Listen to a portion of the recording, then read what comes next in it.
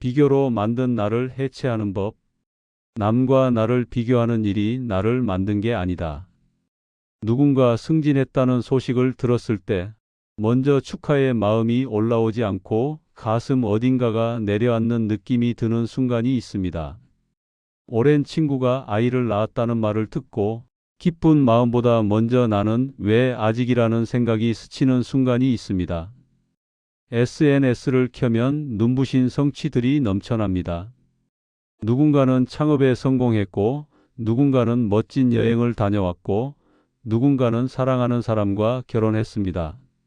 그 이미지들을 스크롤하며 내려가는 동안 당신의 마음 속에서는 무슨 일이 벌어지고 있나요? 아마 대부분은 이렇게 말씀하실 겁니다. 비교하면 안 된다는 거 알아요. 그런데 자꾸 비교하게 돼요. 그 말씀 틀린 말이 아닙니다. 비교는 우리가 의식적으로 선택하는 행위가 아니라 거의 자동으로 일어나는 반응에 가깝습니다. 학교에서 줄 세우기를 경험하고 시험 성적으로 등수가 매겨지고 취업 시장에서 스펙을 비교당하며 잘한 사람에게 비교는 마치 숨 쉬는 것처럼 자연스러운 습관이 되어버렸습니다. 그래서 오늘은 비교하지 마세요 라고 말씀드리려는 것이 아닙니다.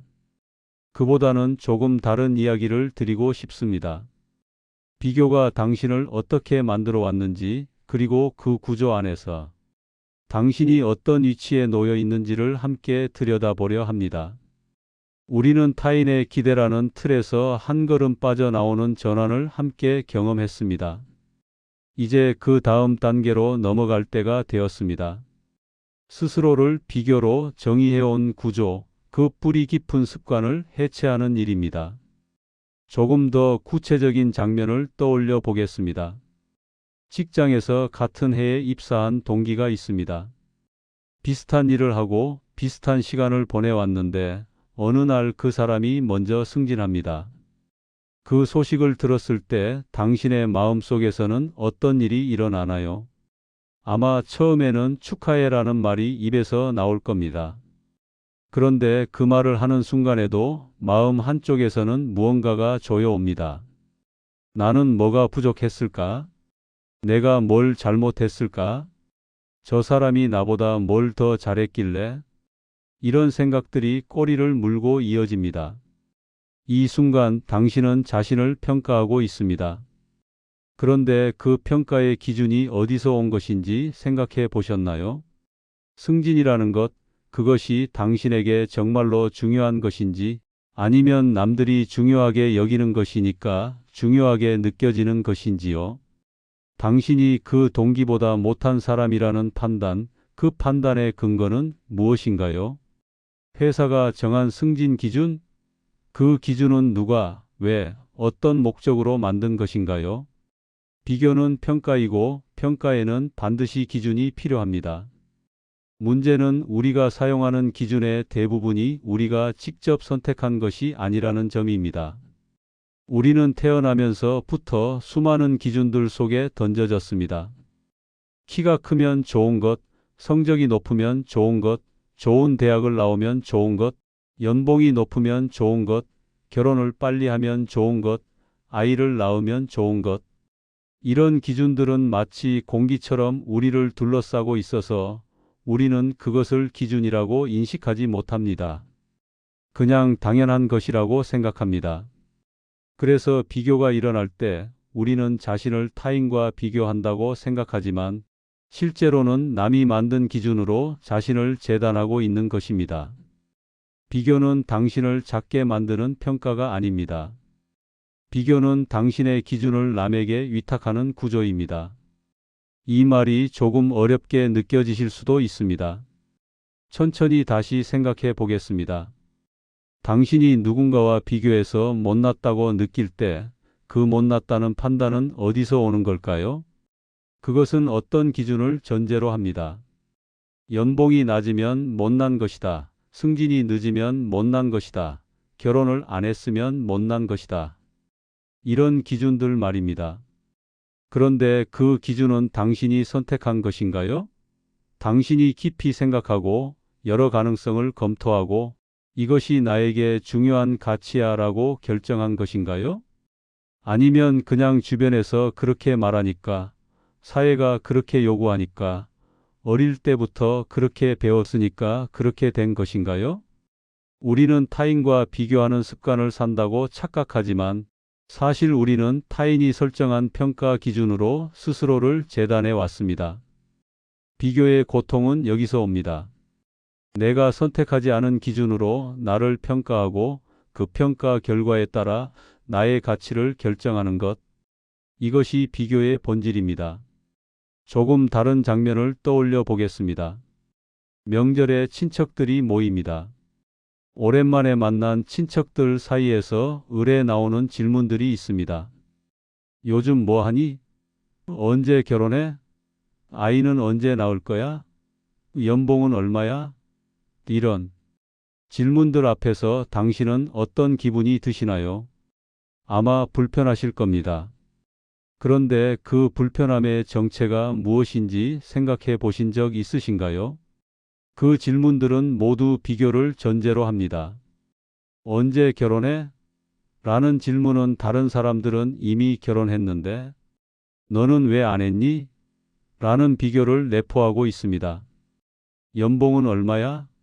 라는 질문은 다른 사람들과 비교해서 너는 얼마나 잘 벌고 있니? 라는 비교를 내포하고 있습니다. 이런 질문들 앞에서 우리가 불편함을 느끼는 이유는 우리가 그 비교의 기준을 내면화하고 있기 때문입니다. 만약 우리가 그 기준을 전혀 중요하게 여기지 않는다면 그런 질문들은 그저 이 사람은 저런 것을 중요하게 생각하는구나 하고 넘길 수 있을 겁니다. 그런데 우리는 그렇게 하지 못합니다. 왜냐하면 우리 역시 그 기준을 어느 정도 받아들이고 있기 때문입니다. 이것이 비교의 무서운 점입니다. 비교는 단순히 남과 나를 견주는 행위가 아닙니다. 비교는 남이 만든 기준을 내가 받아들이는 과정입니다. 그리고 일단 그 기준을 받아들이면 우리는 자동으로 비교하게 됩니다. 기준이 있으니까 측정이 가능해지고 측정이 가능해지니까 순위가 생기고 순위가 생기니까 위아래가 정해지고 위아래가 정해지니까 우월감이나 열등감이 생깁니다. 그러니까 비교를 멈추려면 비교하지 말아야지라고 다짐하는 것만으로는 부족합니다. 그보다 먼저 우리가 받아들이고 있는 기준들을 들여다보아야 합니다. 그 기준들이 정말로 내가 중요하게 여기는 것인지 아니면 그냥 주변에서 중요하다고 하니까 따라간 것인지를 물어야 합니다. 여기서 정약용 선생의 삶을 생각해 봅니다. 다산 정약용. 이 이름을 들으면 대부분 조선 최고의 실학자, 500권의 저수를 남긴 학자, 목민심서의 저자 같은 것들을 떠올리실 겁니다. 맞습니다. 그분은 당대의 천재였고 정조 임금의 총애를 받았던 관료였습니다. 그런데 우리가 잘 모르는 사실이 있습니다. 그분은 39세에 유배를 떠나서 57세에 풀려날 때까지 무려 18년을 귀양살이했습니다. 그 18년 동안 그분에게는 비교라는 것이 어떤 의미였을까요? 유배지 강진에서 그분이 마주한 현실을 상상해 보십시오. 한때 임금의 총애를 받던 관료가 죄인의 신분으로 변방에 갇혀 있습니다. 서울에서는 동료들이 여전히 관직에 올라 있고 출세하고 이름을 날리고 있습니다. 만약 정약용 선생이 세상의 기준으로 자신을 평가했다면 어땠을까요? 관직, 명예, 재산, 사회적 지위. 이런 기준으로 보면 그분은 완전히 실패한 사람입니다. 유배지에서 아무런 권력도 없이 아무런 지위도 없이 그저 글이나 쓰고 있는 사람. 세상의 기준으로 보면 그렇습니다. 그런데 정약용 선생은 그런 비교 속에서 무너지지 않았습니다. 오히려 그 18년 동안 가장 중요한 저술들을 완성했습니다. 어떻게 그것이 가능했을까요? 그분이 특별히 강한 사람이어서 아니면 그냥 운이 좋아서 저는 그렇게 생각하지 않습니다. 그분은 비교의 기준 자체를 다르게 설정하고 있었던 것입니다. 정약용 선생이 남긴 글 중에 이런 말씀이 있습니다. 목민심서 율기편에서 그분은 이렇게 썼습니다. 염자 목지 본무 만선지원 제덕직은 청렴은 목민관의 본래 직무이며 모든 선의 원천이고 모든 덕의 근본이라고요. 여기서 주목해야 할 것은 청렴이라는 가치입니다. 청렴은 남과 비교해서 생기는 것이 아닙니다. 청렴은 자기 자신과의 관계에서 나오는 것입니다. 내가 나 자신에게 떳떳한가? 내가 내 양심에 부끄럽지 않은가? 이것이 청렴의 기준입니다. 또한 같은 책에서 그분은 이렇게도 말씀하셨습니다.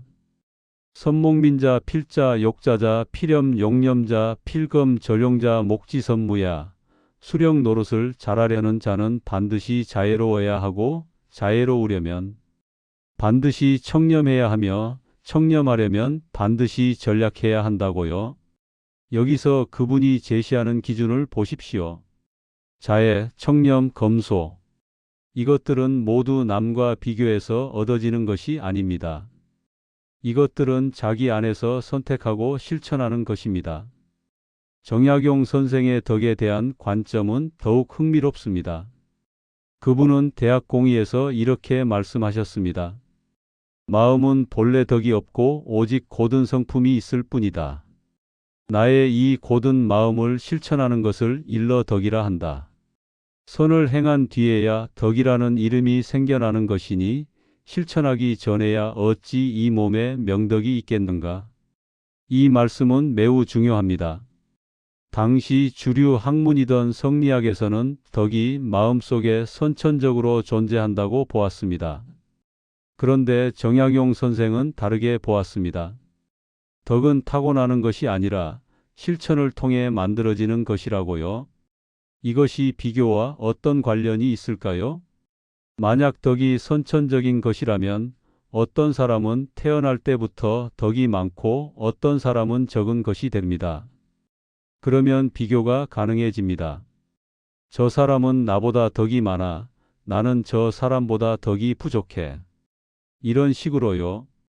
그런데 정약용 선생은 그렇게 보지 않았습니다. 덕은 실천을 통해 만들어지는 것이니까 누가 더 많고 적고의 문제가 아니라 지금 내가 무엇을 실천하느냐의 문제가 됩니다. 비교의 자리가 사라지는 것입니다. 다시 현대인의 삶으로 돌아오겠습니다. 우리가 일상에서 하는 비교들을 생각해 봅니다. 성과 비교. 저 사람은 나보다 더 좋은 결과를 냈어. 외모 비교. 저 사람은 나보다 더 예쁘고 멋있어. 관계 비교.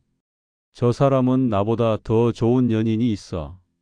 사회적 인정 비교. 저 사람은 나보다 더 인정받고 있어. 소득 비교. 저 사람은 나보다 더 많이 벌어. 이 비교들은 모두 어떤 기준을 전제로 합니다. 성과가 높을수록 좋다. 외모가 좋을수록 좋다. 연인이 좋을수록 좋다. 인정을 많이 받을수록 좋다. 돈을 많이 벌수록 좋다. 이런 기준들이요. 그런데 이 기준들은 어디서 온 걸까요? 당신이 깊이 생각해서 선택한 것인가요? 아니면 사회가 주입한 것인가요? 여기서 열등감이라는 단어를 생각해 봅니다. 우리는 비교에서 지면 열등감을 느낀다고 말합니다. 그런데 열등감이라는 것은 정확히 무엇일까요? 그것은 내가 어떤 기준에서 다른 사람보다 못하다는 느낌입니다. 여기서 핵심은 기준입니다. 기준이 없으면 열등감도 없습니다. 만약 당신이 키가 큰 것이 좋다는 기준을 전혀 받아들이지 않는다면 당신보다 키가 큰 사람을 봐도 열등감을 느끼지 않을 것입니다. 그냥 저 사람은 키가 크구나 하고 사실을 인식할 뿐이죠. 그러니까 열등감의 원인은 비교 자체가 아닙니다. 열등감의 원인은 사회적 기준을 내면화한 것입니다. 우리가 열등감으로 고통받을 때 그 고통의 진짜 원인은 내가 남보다 못하다가 아니라 남이 정한 기준을 내가 받아들였다입니다. 이것을 알면 비교의 구조가 조금 다르게 보이기 시작합니다. 한 가지 사례를 들어보겠습니다. 30대 초반의 한 여성이 있다고 합시다. 좋은 직장에 다니고 나름 만족스러운 삶을 살고 있습니다. 그런데 명절 때마다 괴롭습니다. 친척들이 언제 결혼하니? 라고 물을 때마다 마음이 무거워집니다. 왜 그럴까요? 그녀가 결혼을 간절히 원하는데 못하고 있어서? 어쩌면 그렇지 않을 수도 있습니다. 어쩌면 그녀는 결혼에 대해 아직 확신이 없거나 당장은 하고 싶지 않거나 다른 것에 더 집중하고 싶을 수도 있습니다. 그런데도 그 질문이 괴로운 이유는 그녀 안에 이 나이면 결혼을 했어야 한다는 기준이 어느 정도 들어와 있기 때문입니다.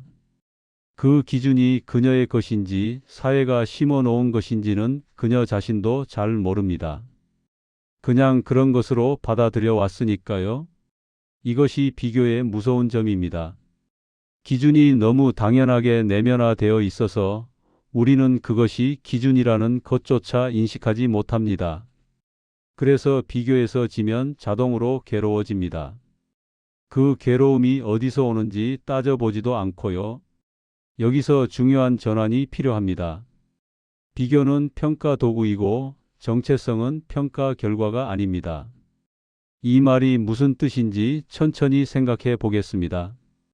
평가 도구로서의 비교는 유용할 수 있습니다.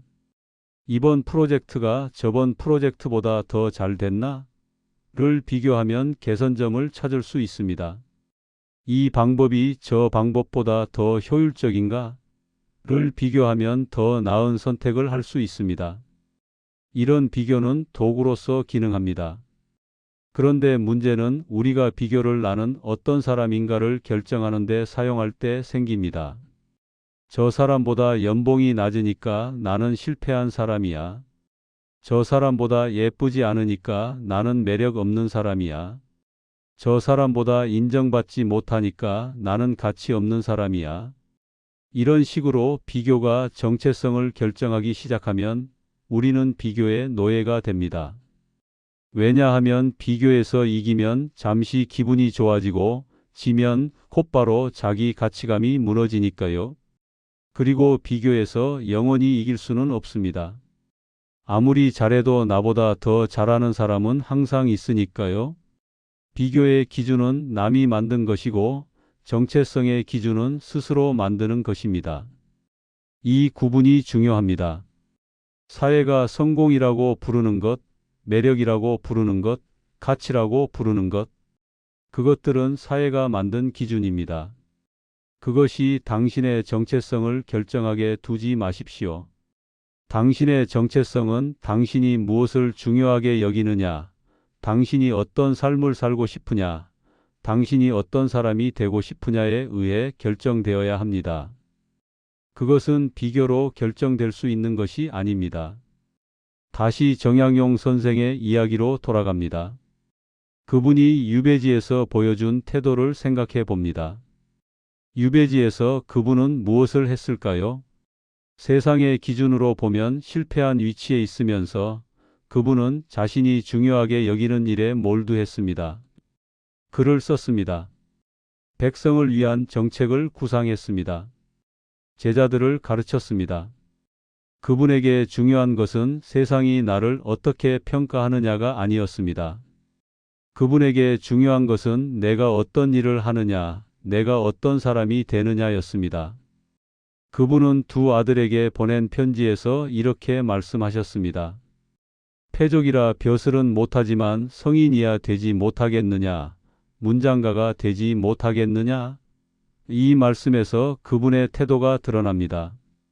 벼슬이라는 것, 그것은 세상의 기준입니다. 남들이 중요하게 여기는 것이고 남들이 평가하는 것입니다. 그런데 성인이 되느냐, 문장가가 되느냐, 이것은 자기 자신의 기준입니다. 자기가 선택하고 자기가 실천하는 것입니다. 그분은 아들들에게 세상의 기준에 휘둘리지 말고 자기 자신의 기준으로 살라고 말씀하신 것입니다. 이것이 비교에서 자유로워지는 방법입니다. 비교를 억지로 안 하려고 하는 것이 아닙니다. 그것은 거의 불가능합니다. 그보다는 비교의 기준을 살펴보고 그 기준이 정말 내 것인지 물어보는 것입니다. 그리고 내 것이 아닌 기준은 내려놓고 내가 진정으로 중요하게 여기는 기준을 선택하는 것입니다. 최근 심리학이나 철학에서 자기 서사 셀프-마이너스 내러티브라는 개념이 주목받고 있습니다. 이것은 내가 나에 대해 들려주는 이야기를 말합니다. 우리는 모두 자기 삶에 대한 이야기를 가지고 있습니다. 나는 어떤 사람이고 어디서 왔고 어디로 가고 있다는 이야기요. 문제는 이 이야기가 남이 써준 것인지 내가 쓴 것인지입니다. 비교에 시달리는 사람의 자기서사는 대개 이런 식입니다. 나는 저 사람보다 못하다. 나는 이 기준에서 평균 이하다. 나는 저런 것을 가지지 못했다. 이런 서사는 남이 정한 기준 위에서 쓰인 것입니다. 나를 주인공으로 하는 이야기가 아니라 나를 비교 대상으로 하는 이야기입니다. 자기 서사를 다시 쓴다는 것은 비교를 중심으로 한 이야기에서 벗어나 자기 자신을 중심으로 한 이야기를 쓰는 것입니다. 나는 무엇을 중요하게 여기는가? 나는 어떤 삶을 살고 싶은가? 나는 어떤 사람이 되고 싶은가? 이런 질문들을 중심으로 자기 이야기를 새로 쓰는 것입니다. 이것이 비교에서 자유로워지는 것의 핵심입니다. 구체적인 장면을 하나 그려보겠습니다. 당신이 회사에서 퇴근하고 집에 돌아왔습니다. SNS를 켜니 친구가 여행 사진을 올렸습니다. 멋진 풍경, 맛있어 보이는 음식, 행복해 보이는 표정. 그것을 보는 순간 예전에 당신이라면 나는 왜 저런 여행을 못 가지? 저 친구는 돈이 많아서 좋겠다. 나도 저렇게 행복해 보이고 싶다 같은 생각이 올라왔을 겁니다. 비교가 자동으로 일어나는 것이죠. 그런데 지금은 조금 다르게 할 수 있습니다. 그 비교가 일어나는 것을 알아차리고 잠시 멈춰서 생각해 봅니다. 지금 나는 여행을 기준으로 비교하고 있구나. 여행을 많이 가는 것이 좋은 삶이라는 기준이 작동하고 있구나. 그런데 그 기준은 내가 선택한 것인가? 여행이 나에게 정말 중요한 것인가? 아니면 그냥 남들이 부러워하는 것이니까 나도 부러워하는 것인가? 이렇게 물어보면 비교의 힘이 조금 약해집니다. 왜냐하면 비교의 기준이 당연한 것에서 선택 가능한 것으로 바뀌기 때문입니다. 기준이 선택 가능한 것이라면 나는 그 기준을 따를 수도 있고 따르지 않을 수도 있습니다. 그 선택권이 나에게 돌아오는 것입니다. 물론 이것이 하루아침에 되는 일은 아닙니다. 수십 년간 내면화된 기준들은 쉽게 바뀌지 않습니다. 그래도 시작은 할 수 있습니다. 비교가 일어날 때마다 지금 내가 사용하고 있는 기준은 무엇인가? 라고 물어보는 것. 그리고 그 기준은 내가 선택한 것인가? 라고 물어보는 것. 이 질문을 반복하다 보면 서서히 비교의 자동성이 줄어듭니다. 비교가 일어나도 그것에 자동으로 휘둘리지 않게 됩니다. 비교에서 자유로워진다는 것은 비교를 전혀 하지 않게 된다는 뜻이 아닙니다. 그것은 불가능합니다. 비교에서 자유로워진다는 것은 비교가 일어나도 그것이 나의 정체성을 결정하지 않게 된다는 뜻입니다. 비교는 그냥 비교일 뿐, 나는 여전히 내가 선택한 기준으로 나를 정의한다는 뜻입니다. 이렇게 되면 비교 대신 감사가 올라오는 순간이 생깁니다. 친구의 여행 사진을 보면서 저 친구 잘 됐네, 좋겠다라고 진심으로 느낄 수 있게 됩니다. 왜냐하면 그 친구의 여행이 나의 가치를 깎아내리지 않으니까요. 나의 가치는 여행과 상관없이 내가 정하는 것이니까요. 그러면 비교가 아니라 그냥 좋은 일이네라고 느낄 수 있습니다. 비교는 도구이고 당신은 기준입니다. 이 말을 다시 한번 생각해 봅니다. 도구는 사용하는 것이지 도구에 사용당하는 것이 아닙니다. 비교를 도구로 사용하려면 비교의 기준을 내가 선택할 수 있어야 합니다. 남이 정해준 기준으로 비교하면 나는 비교에 사용당하는 것입니다. 내가 정한 기준으로 비교하면 나는 비교를 사용하는 것입니다. 비교는 타인의 시선이고 기준은 자기 선택입니다. 타인의 시선은 통제할 수 없습니다. 사람들이 무엇을 중요하게 여기고 무엇으로 나를 평가하는지 그것은 내가 결정할 수 있는 것이 아닙니다. 그런데 기준은 내가 선택할 수 있습니다. 내가 무엇을 중요하게 여길지, 내가 어떤 삶을 좋은 삶이라고 부를지 그것은 내가 결정하는 것입니다. 이 선택권을 되찾는 것이 비교에서 자유로워지는 것의 핵심입니다. 당신의 정체성은 비교로 결정되지 않습니다. 당신이 누구인지는 당신이 남보다 더 잘났느냐 못났느냐로 결정되는 것이 아닙니다. 당신이 누구인지는 당신이 무엇을 선택하느냐, 당신이 어떻게 살아가느냐로 결정됩니다. 비교는 평가이고 기준은 존재입니다. 평가는 외부에서 오는 것이고 존재는 내부에서 나오는 것입니다. 다시 정약용 선생의 태도를 떠올려 봅니다. 그분은 유배지에서 세상의 평가로부터 완전히 단절되어 있었습니다. 아무도 그분을 알아주지 않았고 아무도 그분의 글을 읽지 않았습니다. 세상의 시선으로 보면 그분은 잊혀진 사람이었습니다. 그런데 그분은 그 상황에서도 자신이 중요하게 여기는 일을 했습니다. 백성을 위한 글을 썼고 제자들을 가르쳤습니다. 왜냐하면 그분에게 중요한 것은 세상의 평가가 아니라 자신의 기준이었기 때문입니다. 그분의 그 태도가 대단한 것처럼 느껴지실 수도 있습니다. 나는 저렇게 못할 것 같아라고 생각하실 수도 있습니다. 그런데 그렇게 생각하지 않으셨으면 합니다.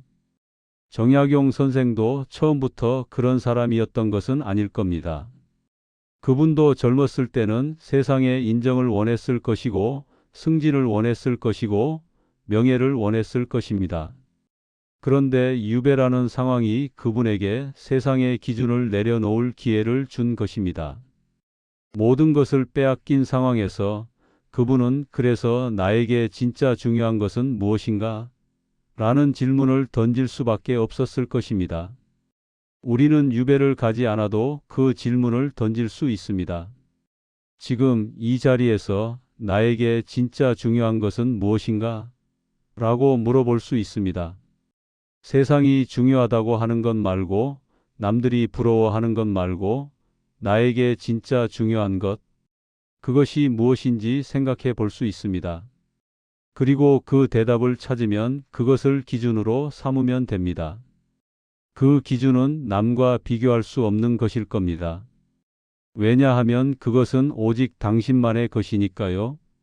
당신이 중요하게 여기는 것, 당신이 되고 싶은 사람, 당신이 살고 싶은 삶, 그것은 오직 당신만이 정할 수 있는 것입니다. 누구도 그것을 당신 대신 정해줄 수 없고 누구도 그것을 당신과 비교할 수 없습니다. 당신은 비교 때문에 작아진 게 아닙니다. 당신은 남이 정한 기준을 받아들였기 때문에 작아진 것처럼 느꼈을 뿐입니다. 그 기준을 내려놓으면 당신은 원래의 크기로 돌아옵니다.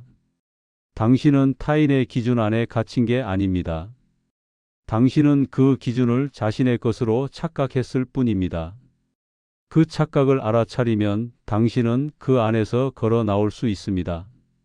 당신은 스스로의 선택으로 살고 싶은 사람입니다. 그것은 선언이 아니라 사실입니다. 당신은 이미 그런 사람입니다.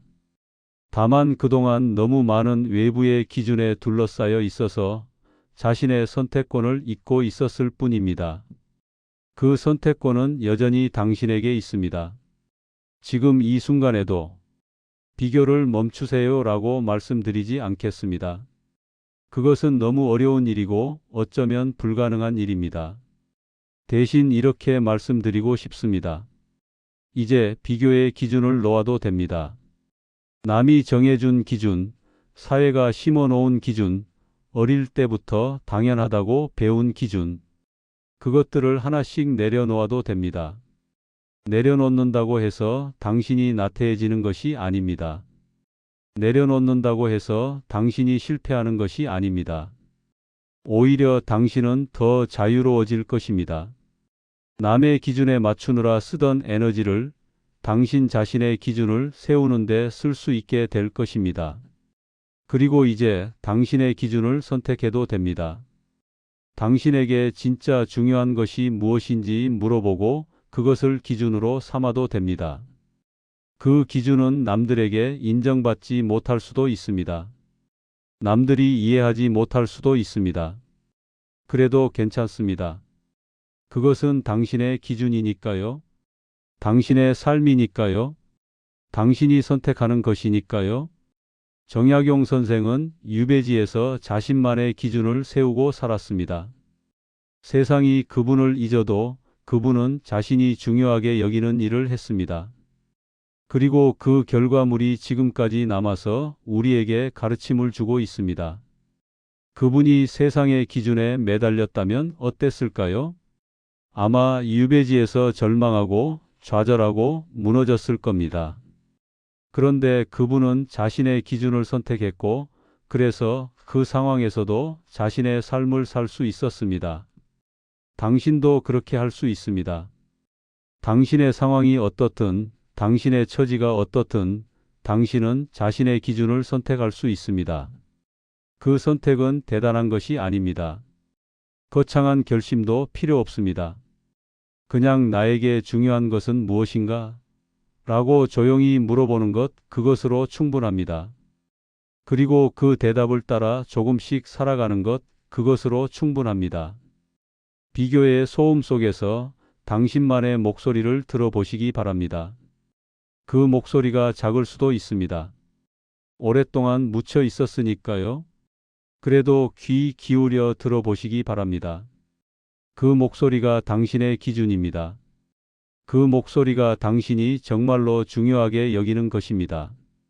그 목소리를 따라가면 비교는 서서히 힘을 잃어갈 것입니다. 왜냐하면 당신은 더 이상 남의 기준으로 살지 않을 것이니까요. 당신은 당신의 기준으로 살 것이니까요. 마지막으로 한 가지 질문을 드리겠습니다.